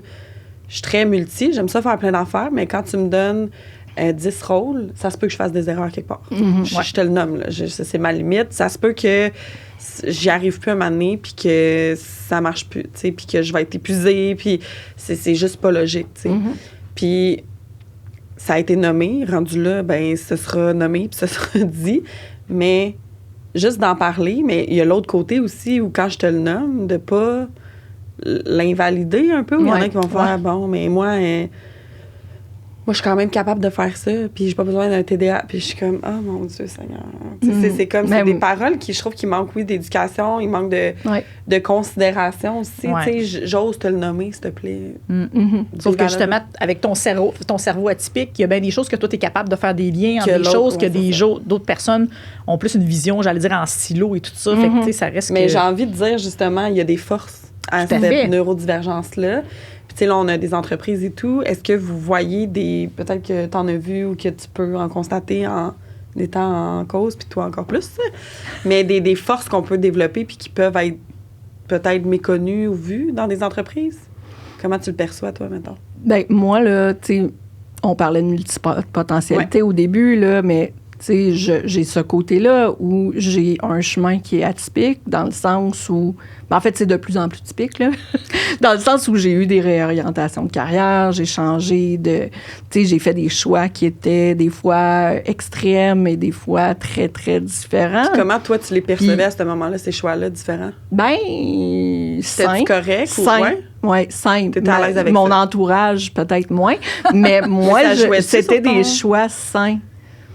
Tu sais, le fait que le monde tu changes encore de domaine ou... Ben, c'était perçu comment, mettons, avec ton chum, ta famille? Moi, le problème, c'est le fait de considérer, disons, mon choix de démarrer une entreprise comme étant un hobby. Puis cette définition. Toi, tu le voyais comme ça non, ou les autres? Les autres, OK. Ouais. Fait que, tu sais, de transcender, mettons, cette vision-là que, ben non, mais c'est une vraie entreprise, là. C'est pas un hobby. C'est pas un hobby. Mais tu sors de la norme. Mais oui. Pour plusieurs. Oui, c'est ça. Fait que, tu sais, de changer cette perception-là, puis de pas l'internaliser moi-même, tu sais, de voir vraiment ce que je fais comme étant une entreprise, c'est quelque chose qui a demandé du travail. Mm-hmm. OK? Mais au départ, c'est vrai. C'était un hobby au début. Puis, tu sais, ça s'est développé, puis ça a changé, puis c'est correct, tu sais. Fait que tout ça pour dire que le fait de changer de direction, je me rends compte comment c'est une force. Parce que tout mon bagage que j'ai acquis partout, dans chacun de mes changements de direction, toutes les expériences que j'ai cumulées, puis j'utilise beaucoup l'expression « effet cumulé » ces temps-ci, mais toutes ces expériences-là qui se sont accumulées autant en ayant des enfants neurodivergents qu'en enseignant, qu'en étudiant les sciences, tout ça fait en sorte que je suis une personne qui a des nuances puis une vision beaucoup plus large que quelqu'un qui aurait suivi un parcours qui est linéaire, tu sais. Puis dans la vie actuelle, là, tu sais, il faut se rendre à l'évidence, là, c'est très rare les gens qui ont un parcours qui est linéaire. J'en connais, je suis même pas sûre que j'en connais. Ben peut-être parce que ton entourage est plus dans ce sens-là. Mais, ouais, peut-être parce que mon entourage est neurodivergent, mais... peut-être. Mais, tu sais, je regarde, tu sais, même ma mère, même... Tu sais, il y a peut-être mon père qui a eu un parcours assez linéaire, puis en même temps, même lui, c'était pas tant ça, là. Il avait plusieurs branches à son arc, c'est pas ça, pantoute. Les cordes, je pense que j'ai fait la même erreur derrière moi. Mais ça reste que dans le temps aussi, c'est que les gens... Tu sais, il n'y avait pas autant de choix qu'on a aujourd'hui, first. Puis les gens, souvent, je dis souvent les hommes, tu sais, parce que bon, souvent les mères restaient au foyer. Tu sais, l'homme, il rentrait à la shop, puis il mourait là, dans le sens que c'était des 40 ans au même endroit. Aujourd'hui, c'est rare, les gens qui ont des parcours linéaires. Tu sais, je veux dire, moi, à la base, moi, je suis formée en cuisine. Tu sais, je veux dire, ça, j'ai fait ça comme il y a 20 ans. Dans une autre Ben oui. Fait que ça m'a amené à travailler dans l'hôtellerie, autant que j'ai fait, je dis, du front of the house, back of the house, autant être à l'arrière qu'à l'avant. Et ça m'a permis, justement, au fil du temps, de me rendre compte qu'en étant à l'avant, je suis beaucoup plus sociale. J'aime être en contact avec les gens. Fait que tout ça, ça m'a amené à découvrir des facettes de moi puis renforcer les capacités que j'avais. C'est qu'en testant, je me suis dit, OK, je vais là, je vais pas là, j'aime ça, j'aime pas ça. Puis au fil du temps, avec différentes expériences de travail, j'ai appris à faire de la gestion. J'ai appris à comprendre que, OK, dans une entreprise, dans un restaurant, dans une agence de marketing, dans un OBNL, voici différentes façons de travailler. Mais justement, les forces que ça peut t'amener de dire, j'ai vécu toutes ces situations-là, je vous arrive avec une solution qui a déjà un peu fait ses preuves, que ça s'est déjà passé, puis il y a ça qui ne marche pas. Je pense que ça amène une belle force d'avoir un parcours, on va dire encore le mot atypique, mais... d'avoir toutes ces ressources-là qui sont en nous maintenant, qui font que, justement, je pense qu'on devient des meilleurs entrepreneurs parce qu'on a passé à travers différentes épreuves ou différentes expériences de travail. Tu sais. Exact. Moi, je dis la même chose par rapport à ça parce que j'en ai eu là, des jobs. Puis le pire, c'est que j'étais tellement stable à mes jobs. Tu sais, c'était pas je reste là 2 mois, je m'en vais, je reviens. Je suis vraiment restée stable, mais je me prenais une deuxième job. Puis un autre projet. Puis là, un autre projet. J'ai tout le temps été, là, depuis que je suis tout petite. Là. Même quand j'avais 8 ans, je me rappelle j'avais 3 amis qui habitaient proche de chez nous. Je planifiais notre journée, là, 8h30, 9h. Puis c'était comme, OK, on va à l'église, on va déjeuner. C'était vraiment des projets bizarres, là, mais on allait à l'église, on allait faire une prière. J'étais zéro croyante, mais comme c'était cool. On allait explorer la ville. Après ça, on allait ramasser des pommes, on allait à la crèmerie, on allait déjeuner, on mangeait beaucoup. Mais on faisait plein d'affaires. Puis moi j'organisais ça. Puis c'était comme mon côté multi-project qui voulait toujours faire des projets. Puis je le vis encore côté adulte. Là. Je veux toujours faire des projets. Puis ça amène plein de choses, cette curiosité-là. Oui, des fois, ça peut être limitant, comme on dit. Mais j'ai l'impression que c'est beaucoup la perception des gens qui amènent ces croyances-là, de se sentir limité, de se sentir jugé, de se sentir... c'est un peu extrême, tu sais, je suis peut-être intense. Ouais, j'ai comme l'impression que... Ouais. Ben, en tout cas, moi, je te suivrais pas. Viens aller de les avec moi. Mais, tu sais, j'ai beau être man-gen, non. Mais, tu sais, c'est drôle parce que quand je suis devenue maman, tu sais, je voyais mes voisins qui avaient 3 filles. Tu sais, moi, je m'imaginais avoir trois enfants. J'espérais avoir des garçons, c'est ce qui est arrivé. Puis là, je voyais mes voisins avec 3 filles qui avaient comme toutes leurs soirs de semaine bookés parce qu'il y avait des sports, toutes leurs fins de semaine bookées parce qu'il y avait des compétitions de ces sports-là la fin de semaine. Je disais, non, mon Dieu, moi, je veux pas vivre ça avec mes enfants. Puis c'est correct. C'est correct, c'est très valide, tu sais. Fait que... Moi, c'était comme dans la créativité. Ouais. Planifier des choses. Puis je pense que c'est un autre aspect, là, que quand on a une neurodivergence, la créativité, c'est une grosse portion, souvent. Oui, bien, questionner. Questionner ce qui est normal. Ouais. C'est ça aussi. Ouais. En fait, je dirais, la créativité, ça vient de ces questions-là. Ouais. Parce que s'imaginer ce que ça pourrait être si c'était pas comme ça. Quelles sont les autres possibilités? Oui, exact. Quelles sont... Puis, tu sais, on associe souvent la créativité à quelque chose qui est très... C'est drôle comment les mots peuvent avoir des références. Ouais. Mais, tu sais, la créativité, là, c'est pas faire de la peinture la fin de semaine. C'est ça, la différence entre créativité et artistique. Ouais. C'est ça. Moi, j'ai toujours dit que je suis pas créative. Non, je suis pas artistique, je suis très créative. Parce que c'est pas juste de l'art, là. Non, voilà, vraiment. La créativité, c'est trouver des solutions, voir les choses différemment, les possibilités. Ouais, parce que même dans le domaine de l'intervention, de ce que je me rappelle, puis tout ce que j'ai vécu, tu as à avoir de la créativité, bien sûr. Ben oui. Il arrive telle situation, puis tu sais, même en gestion, là, je veux dire, la gestion, c'est bien le fun, on se fait des objectifs, des plans, puis c'est notre côté un peu linéaire, mais il faut que tu optimises en tabarouette selon ce qui arrive, là. Ça peut tout changer selon X, Y, Z. Il y a trop de facteurs internes, externes qui font en sorte que notre stratégie va changer complètement, tu sais, puis il faut vérifier, puis il faut que tu sois créative. C'est ça, l'adaptabilité. Il y a de la créativité, il faut qu'il sorte de là, puis c'est ça qui est le fun, tu sais, ça peut être très énergie masculine, je vais dire aussi, là. Peux-tu en parler de la créativité puis du flow? La structure et le flow. Ouais, j'ai écouté le podcast de Karine, justement, dernièrement, puis moi, c'est un gros... ça me gosse, la mode du flow. Genre, je le dis, là. Ça m'énerve. Mais j'étais vraiment trigger par rapport à ça parce que il y a eu une grosse mode sur manifeste et tout va se passer, ou le flow. Écoute ton énergie. Ouais, c'est ça, c'est tout, tu sais. Puis pour moi, ça fait pas de sens, là. Je veux dire, c'est sûr, je viens d'un monde de gestion, puis j'ai été très formée par rapport à ça. Mais pour moi, tu peux pas juste suivre le flow, tu sais. Ça prend une idée, ça prend un plan. Même s'il est dans ta tête, le plan, là, puis il est pas écrit... puis tu l'as nommé, puis moi j'aimais ça, là, le cadre, ça prend un cadre, ça prend un minimum de... Puis je pense qu'on met trop ça blanc ou noir. Soit t'es très structuré, soit t'es très dans le flow. Intuitif, oui. Mais je pense que ça prend, comme tu dis, les deux juste doivent milieu. coexister. J'aime pas ça dire ça, mais... Mais oui, d'avoir ta structure, ton cadre, c'est quoi ton objectif, où tu veux aller, puis à travers ça, tu es un peu à ton écoute.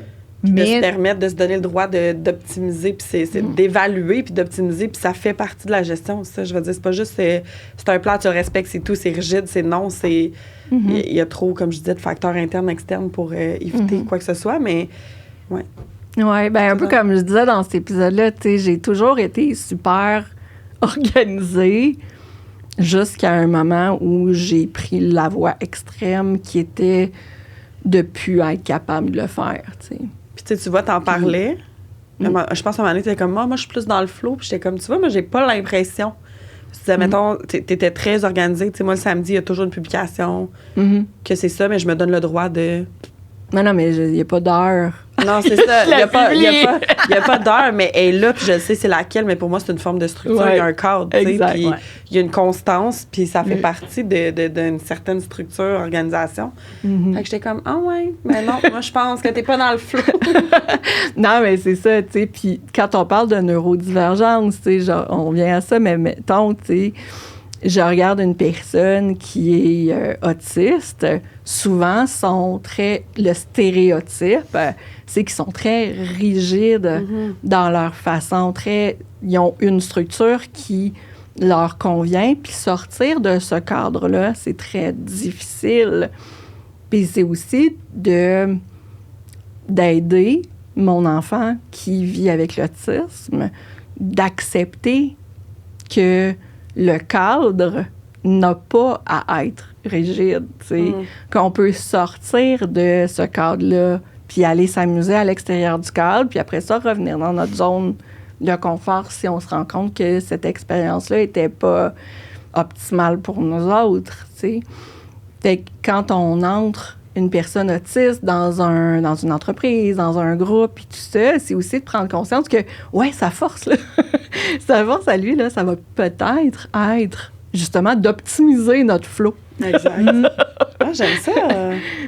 Mais c'est ça aussi, tu sais, le TDAH, moi, j'avais pas conscience que j'en avais un jusqu'à ce que je prenne conscience que j'en avais un, tu sais.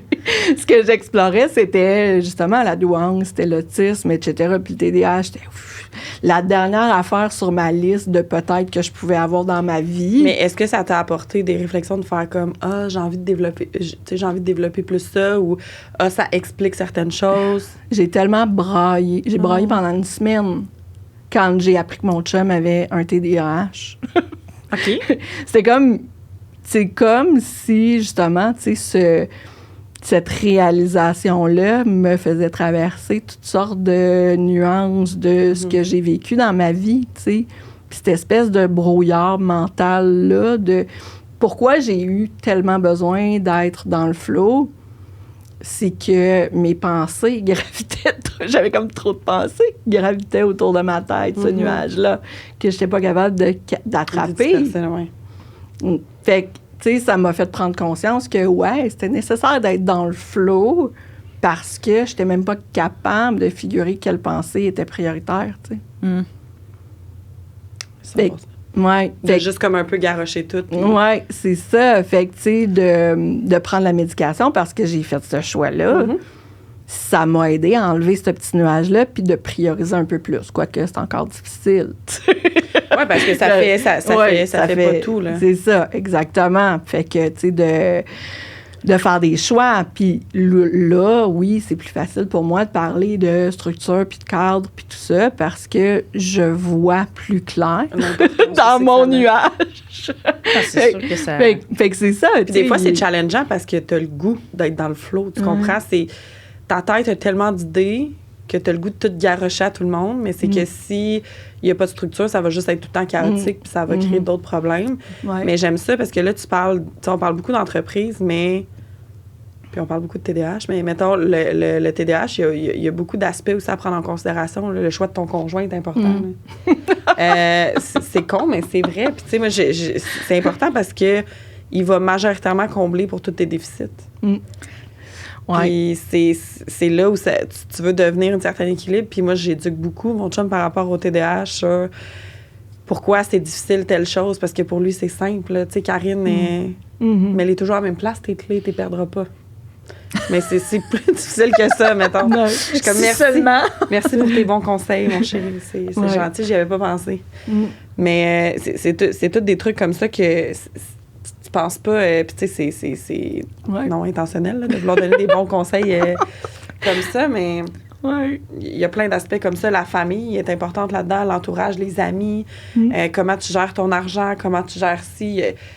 Il y a plein d'aspects à prendre en considération comme n'importe quel humain, là, mais je veux dire, il y a des déficits qui font en sorte que tu accordes plus d'importance. Oui. Mais quoique, tu sais, là, je t'écoute je trouve ça drôle parce que, non, j'ai jamais tenu ça en compte quand j'ai choisi mon chum. Mais moi j'ai choisi d'avoir des enfants. Non, mais tu le penses pas, mais tu t'en rends compte après que crime, Le choix du conjoint est quand même important, puis ça a peut-être bien tombé, là, mais c'est des défis et tout, mais c'est sûr que tu te dis pas je suis TDAH. Tu coches plus les cases. Oui, c'est ça. Je vais te faire une évaluation pour être sûr que tu cadres, mais c'est plus dans le concept que tu te rends compte que le choix il est important. Il faut que tu aies quelqu'un de quand même émotionnellement. J'allais pas dire intelligent. Non, mais tu sais, oui, que cette sensibilité-là, qui soit à ton écoute, puis qui soit compréhensif. Parce que sinon, tu vas être dans un environnement pas le fun. Je veux dire, au même titre que toi, peut-être tu n'allais jamais imaginer avoir des enfants avec une neurodivergence puis survivre à ça, mais tu t'adaptes, puis c'est ça. Oui, c'est ça, tu t'adaptes, mais tu sais, notre réalité atypique chez nous n'exclut pas d'autres atypies dans le sens où, tu sais, l'horaire de mon chum, là, présentement, il travaille proche de la maison, mais tu sais, pendant longtemps. Pendant 20 ans, il n'était pas chez nous, là, tu sais, dans le sens où, tu sais, il y avait des contrats à l'extérieur de Montréal, à l'extérieur du Québec même, à l'extérieur du Canada parfois. Donc, tu sais, c'est une autre réalité dans notre atypie familiale, là. Tu sais, fait que, tu sais, au niveau de bien choisir le conjoint, tu sais, ouais, non, on se tombe pas trop souvent ses nerfs. Tu sais, Mais c'est bien choisi. Ouais. Mais ça fait que, tu sais, au moins, tu sais, c'est clair qu'il y a un respect, tu sais, pour que ça ait tenu aussi longtemps, pour que, tu te sentes à l'écoute, pour justement être en mesure, toi, d'être un certain pilier pour tes enfants qui, on va pas se le cacher, qui ont des besoins, là, probablement plus grands que la plupart des enfants. Hein? Fait que, tu sais, c'est... T'sais, le choix du conjoint était comme fait par la bande, mais ça reste... Une bonne étoile, Karine. Mais probablement que si ça n'avait pas été compatible, ça aurait comme explosé à quelque part assez rapidement, vu l'atypie puis la situation dans laquelle vous vivez. Non, mais tu sais, je dis pas que ça a été rose tout le temps, là, non plus, mais tu sais, la communication, tu sais, dont je parlais tantôt, c'est d'autant plus important. Puis tu sais, ce qui est intéressant, c'est qu'il a été chercher son diagnostic de TDAH avant moi, ce qui m'a donné un coup de pied au derrière pour aller le chercher, moi aussi. Mais ce qui est cool, c'est que à travers tout ça, tu sais, là, mettons, on parlait du choix du conjoint, mais il y a le côté où vous allez développer des outils ensemble, des stratégies, plus chacun de vos personnalités, tu sais, t'as des forces, t'as des déficits, même chose pour lui, ça sera peut-être pas les mêmes. Fait que c'est quand même intéressant. Oui. Oui, puis, tu sais, c'est ça. Nos rigidités personnelles, individuelles, ne sont pas les mêmes, heureusement. Parce que, ça pourrait créer un chaos. Oui, c'est ça, parce que, tu sais, on parlait, tu sais, que peut-être que je suis autiste aussi. Tu sais, nécessairement, j'en ai des rigidités, puis je les vois, j'ai des TOC aussi, tu sais, qui existent, malheureusement, heureusement. Mais ça aussi, tu sais, ça fait partie de la neurodivergence. TOC qui s'adapte quand même bien dans un milieu de travail, puis tout ça. Mais il y en a que non. Il y en a que c'est plus difficile à adapter. Puis, encore une fois, tu sais, c'est toujours au niveau de la reconnaissance.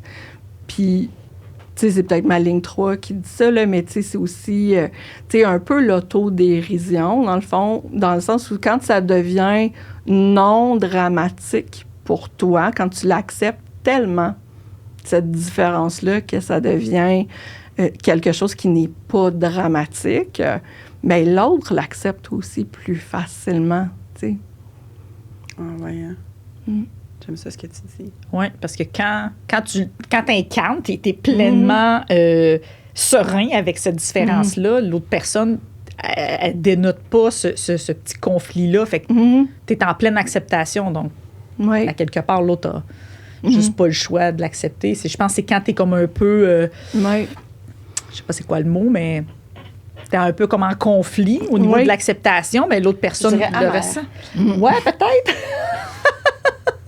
Mais non, je pense que ça fait vraiment une bonne différence. Oui, je pense que c'est pour ça aussi que c'est important qu'il y ait de plus en plus de gens qui vivent avec ces différences-là, qui osent en parler.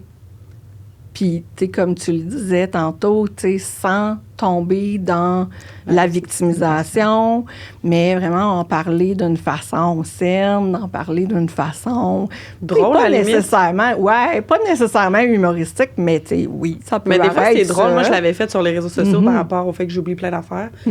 Mais je pense que ça avait fait réagir un peu où les gens étaient comme, oh mon Dieu, je me reconnais. Puis, tu sais, ça fait du bien d'en rire un peu. Oui, absolument. Sans tomber dans l'extrême, parce que des fois, on vient banaliser certaines choses aussi. Oui, c'est exact. ça. Puis là, t'es comme, ouais, mais c'est une réalité quand même que je vis. Là. Ouais. C'est pas tout le temps facile. Quand ça fait 10 fois puis fait 20 minutes que je cherche mes clés, je suis un peu en tabarouette. Là, oui, ben c'est ça. Que oui, c'est drôle, mais... Voilà, en parler, comme on dit, avec ouverture. Ouais, oui, ça amène des défis, mais d'un autre côté, de toujours mettre la contrepartie que ça t'amène à avoir d'autres... D'accepter les questions. Puis ça me fait penser, tu sais, sauter du coq à l'âne. Tellement TDAH. mais c'est ça, tu sais, quand, mettons, je vois des personnes qui voient mon fils qui est trisomique, mon fils qui a une déficience intellectuelle vit avec la trisomie 21, puis dans ses particularités, dans les particularités de son syndrome, il a encore de l'incontinence. Donc, il a presque 10 ans et il porte une couche. Fait que, tu sais, je vois des enfants dire, ouais, mais là, c'est parce que il y a une couche. C'est juste les bébés qui ont des couches. Puis, tu sais, c'est aussi de ne pas, tu sais, que le parent de cet enfant-là laisse l'enfant être curieux. Parce que c'est normal qu'un enfant soit curieux.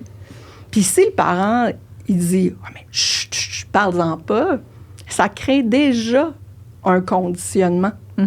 Ça crée déjà une distance par rapport à la différence. Fait que, tu sais, de laisser les enfants venir poser des questions, venir interroger, venir fraterniser avec mon fils. Prends cette porte-là, puis éduque, Puis, tu sais, c'est ça exactement, tu sais. À partir du moment où on laisse les enfants poser les questions, on ouvre la porte à l'inclusion encore plus grande. Parce que ces adultes-là, ben ces enfants-là, quand ils vont devenir adultes, vont se rappeler que, hey, c'est pas tabou d'en parler. C'est correct. Je peux faire preuve d'ouverture à quelqu'un qui est différent parce que j'ai été capable de poser les questions que j'avais besoin de poser au moment où j'avais besoin de les poser. Tu sais, c'est autant pour les émotions que pour tout. Le parent, son rôle, c'est aussi d'accompagner son enfant là-dedans. Dire, OK, là, t'es curieux, vas-y d'une façon gentille, bienveillante, etc. Mais vas-y, pose-les ces questions. Ça me fait tellement penser à une situation, puis je veux pas comparer ton enfant à un chien, là, mais j'étais comme, je marchais ou je faisais du vélo, je sais pas, puis il y avait un enfant, justement, qui avait croisé un chien au parc, qui avait un muselière. Oui, c'est ça, je m'en dis, un harnais. Puis l'enfant était comme, tu sais, pourquoi? Puis l'enfant était là, tu sais, le chien est dangereux. C'est pour ça qu'il porte ça. Puis j'étais comme, mon Dieu, mais quelle désinformation, justement. C'est pas parce qu'il est dangereux. Il se fait entraîner en ce moment. Il se fait éduquer. C'est parce qu'il tire. C'est parce qu'il y a tellement de raisons pourquoi. Fait que je trouvais ça plate parce que l'enfant va passer avec ça. Il va peut-être avoir des peurs liées à ça. Exact. Fait que, tu sais, c'est la même chose envers les humains, envers la neurodivergence. Exactement. Ouais. Exactement. Tu sais, puis tout ce qui est handicap, à la limite, parce qu'on peut étendre ça à ça. Tu sais, il y a des milieux de travail qui n'ont aucune ouverture à la différenciation, même au niveau des handicaps physiques. Puis, tu sais, c'est de s'ouvrir. Pour qu'un adulte puisse s'ouvrir, il faut qu'il ait appris à s'ouvrir. Ah oui, exact. Tu sais, puis on a un rôle super important en ce moment comme adulte de, justement, laisser cette curiosité-là, la nourrir, laisser les enfants développer une intelligence qui va bien au-delà du quotient intellectuel. Puis, ça me fait réfléchir un petit peu, là, mais je vais peut-être boucler la boucle avec ça. Mais tout ce qu'on a parlé, qu'est-ce que vous pensez que les entreprises, les entrepreneurs, les solopreneurs pourraient, de façon initiée peut-être, une façon de rendre ça plus inclusif, justement, ou plus en parler, normaliser? Qu'est-ce que vous pensez qu'on pourrait plus faire en tant que société ou Bien, je pense tout à l'heure, comme Karine mentionnait, il y a peut-être 5 ans, il y avait une conseillère ressources humaines qui parlait au niveau de ça. Plus de conseillères, s'il vous plaît. Oui. mais clairement, je pense que ça, c'est comme au niveau de l'inclusion dans le milieu de travail, c'est clair que ça en prend plus parce que, je veux dire, on le voit, là, il y a de plus en plus de diagnostics, il y a de plus en plus de gens qui veulent s'intégrer, puis on le sait que quand on a un diagnostic, on a une condition, si on se suradapte, on fait juste comme nier qui on est, puis à quelque part, ça va amener bien d'autres problèmes. Mm-hmm. Fait que je pense que ça, l'ouverture, puis de s'outiller avec des personnes ressources, clairement... je pense juste à l'école, mais j'ai l'impression que les milieux de travail n'ont pas nécessairement suivi, mais ça me fait penser à l'école. Tu sais, moi, au primaire, il y a bien des irritants que j'avais, puis au secondaire aussi. Puis quand je suis rentrée au cégep, il y avait un petit peu plus, mettons, je pouvais rentrer un petit peu plus tôt à mon examen parce que j'avais plus de temps. J'étais moins, tu sais, souvent, t'es distrait, là. Fait que j'avais plus de temps. Puis là, ça m'aidait vraiment beaucoup. J'étais moins stressée, anxieuse, parce que j'avais 1h30 au lieu d'1 heure, mettons. Je pouvais avoir des écouteurs. Ça, là, ça a été comme le bonheur. Mais tu sais, il y a plein de choses comme ça mis en place qui font... Moi, qui faisais mon bonheur, qui faisait moins le bonheur de d'autres, mettons, qu'eux, qui avaient moins de temps, etc. Mais je me dis, mon Dieu, faire mon primaire comme ça, puis secondaire, ça aurait tout changé, je pense. Ouais. Tu sais, là, je pense qu'il y a encore plus d'outils, là, des jeunes qui ont Antidote. Il y a comme plus d'éléments mis en place, mais tu sais, je pense au milieu de travail, mettons peut-être des bureaux ou des tapis ou des vélos, tu sais, des choses qui peuvent faire que tu peux aller dépenser ton énergie ou que tu peux mettre en place pour t'aider. Il n'y en a pas, là, on s'entend, ou il y en a peu, I guess. Non, mais je pense que c'est comme toute chose, c'est tranquillement, les gens vont voir l'effet que ça a, les résultats que ça donne. Oui. Exact. Je dis la communication, premièrement. Tu sais, j'ai beaucoup de clientes puis de contacts en Europe. Puis dans les bureaux, là, la grosse mode, c'est les aires ouvertes. Puis, tu sais, les open space, là, pour des personnes qui ont des hypersensibilités ou des TDAH ou de l'autisme, etc., c'est terrible.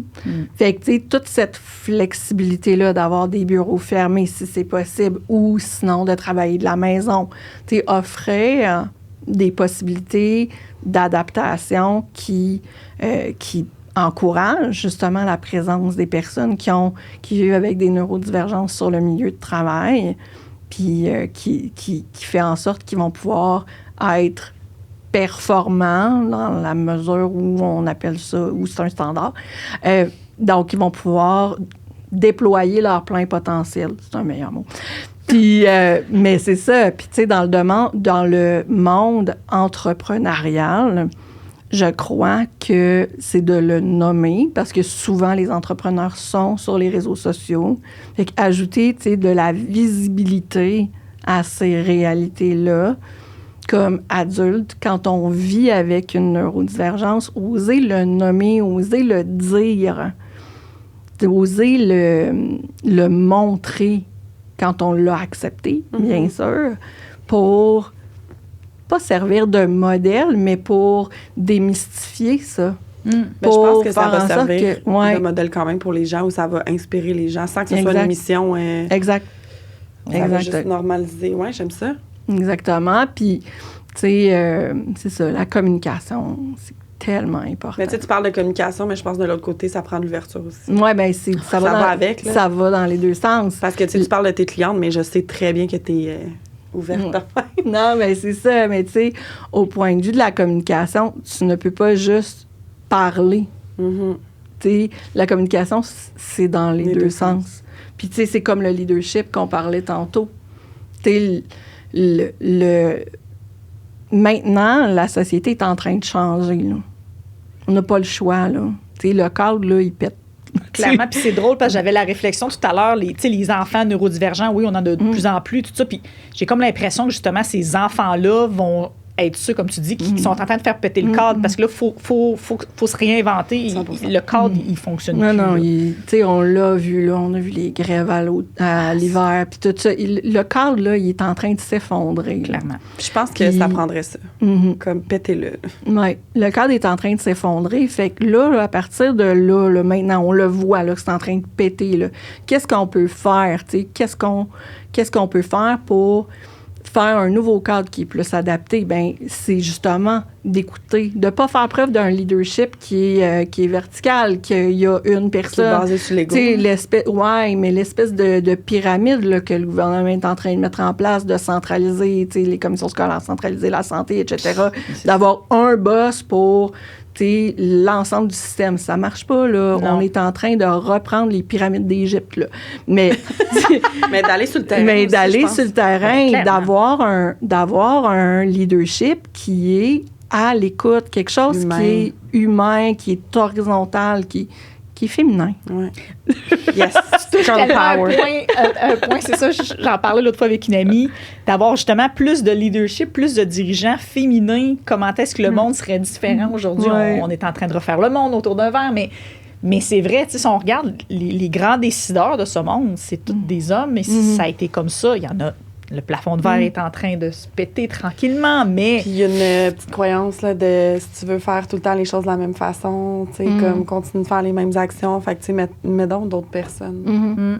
Mais, tu sais, je veux dire, même si c'est un homme, il peut avoir une approche qui à est fait, plus dans l'écoute, puis dans l'entretien de quelque chose à long terme. Tu sais, on a nommé là, le chef de police de Montréal, tu sais, qui a une approche qui est totalement différente de ce qui se voit ailleurs. Puis 100%. c'est vraiment rafraîchissant. C'est un modèle. Ben, il faut, puis de plus en plus en avoir. C'est sûr que je dis pas nécessairement de mettre des femmes, ça va tout changer, mais ça reste que de façon générale, les femmes sont beaucoup plus à l'écoute, communication et être un récepteur aussi. Parce que comme tu dis, communiquer, c'est une chose, mais s'il n'y a personne qui est là pour recevoir la balle... Non, mais j'ai quand même rencontré quelques femmes qui avaient une attitude hiérarchique très malsaine. Oui, c'est ça, dans les deux côtés, je pense qu'il y en a. Dans les deux côtés, ça, c'est sûr. Très, très malsaine. Mais c'est ça, tu sais, quand on n'est pas dans le style hiérarchique... Quand on entre dans quelque chose où il y a l'écoute, c'est... Ça fait toute la différence. Ouais. Complètement. Pour la société future, pour moi, c'est vraiment quelque chose qui est transformateur. J'espère plus de neurodivergence dans notre grand monde des leaders. De leaders. Ouais. Merci les filles. C'était une belle plaisir. conversation enrichissante. Merci. Qu'est-ce qui s'en vient pour toi, Karine? Plein d'affaires, bien tu le sais. Suivez Karine. Je suis multipotentielle, j'ai plein d'affaires. Qu'est-ce qui n'arrive pas pour moi? Des vacances. C'est bon. Mais c'est ça, là, des nouveaux programmes, une nouvelle structure de mes anciens programmes. Oui, c'est ça. Je fais des refontes. Très cool. De ce qui existait. Je les restructure. Ben, vous pouvez suivre Karine parce qu'elle est très rafraîchissante. Merci. Mais merci beaucoup. Puis clairement, il va y avoir d'autres discussions là-dessus, je l'espère. Mm-hmm. Merci les filles. Merci.